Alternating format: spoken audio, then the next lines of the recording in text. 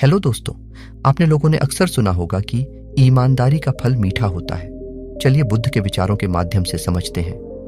एक बार की बात है, महात्मा बुद्ध अपने शिष्यों के साथ नगर भ्रमण पर निकलने वाले थे।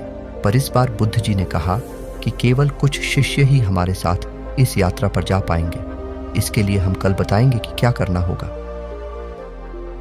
फिर सभी शिष्य अपनी अपनी कुटिया में चले गए और अगली सुबह होने का इंतजार करने लगे। फिर सुबह होते ही सभी शिष्य महात्मा बुद्ध जी के समक्ष जा पहुंचे। तभी महात्मा बुद्ध जी ने कहा कि हम 3 महीने बाद यात्रा पर निकलेंगे। तभी एक शिष्य ने पूछा कि गुरुजी, आपके साथ यात्रा पर कौन जाएगा? इसके बारे में आपने बताया ही नहीं। तभी महात्मा बुद्ध जी बोले कि केवल एक ही शिष्य हमारे साथ इस यात्रा पर जाएगा। तो सभी शिष्य हैरानी से महात्मा बुद्ध जी की ओर देखने लगे।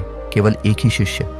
तब बुद्ध जी ने कहा कि हाँ, और इसका चुनाव हम एक परीक्षा द्वारा करेंगे। जो इस परीक्षा में उत्तीर्ण होगा वही हमारे साथ यात्रा पर जा पाएगा। तभी सभी शिष्यों को महात्मा बुद्ध जी ने एक एक गमला दे दिया और बोले कि जिस भी शिष्य का पौधा सबसे बड़ा होगा वही हमारे साथ इस यात्रा पर जाएगा।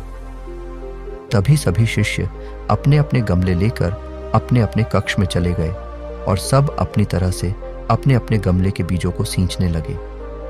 लगभग 2.5 महीना बीत चुका था। सभी शिष्यों के पौधे थोड़े थोड़े बढ़ने लगे, लेकिन उनमें से एक शिष्य का पौधा बिल्कुल भी नहीं बड़ा नहीं हुआ। लेकिन फिर भी वह निराश नहीं हुआ और हर रोज की ही भांति अपने गमले के बीज को सींचता रहा, लेकिन कोई भी फर्क नहीं पड़ा। फिर परीक्षा का दिन आ गया। सभी शिष्य अपने अपने गमले लेकर महात्मा बुद्ध जी के समक्ष प्रस्तुत हुए।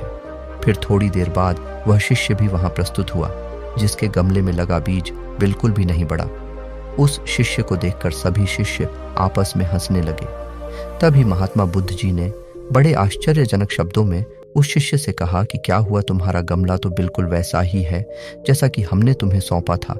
तब उस शिष्य ने जवाब में कहा कि क्या करूं गुरुजी, मैंने तो इसकी हर रोज खूब देखभाल की, लेकिन यह बड़ा ही नहीं। तब दूसरे सभी शिष्य उसका परिहास उड़ाने लगे। तब महात्मा जी बोले कि शिष्य, चलो तुम यात्रा पर चलने की तैयारी कर लो, हमें कल सुबह ही निकलना होगा।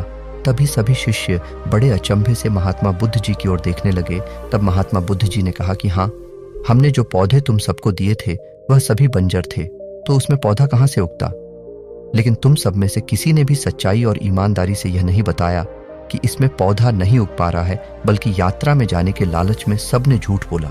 तब केवल इसी शिष्य ने ईमानदारी और सच्चाई का साथ दिया और यह कहने का साहस किया कि इस गमले से पौधा नहीं उग पा रहा है।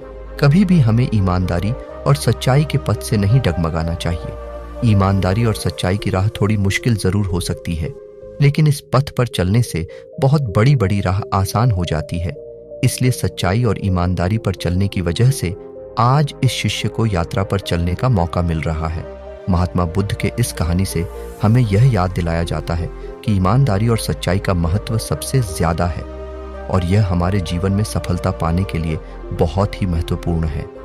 हमें कभी भी सच्चाई और ईमानदारी का रास्ता नहीं छोड़ना चाहिए, चाहे हमारे सामने कितनी भी मुश्किलें क्यों ना आए।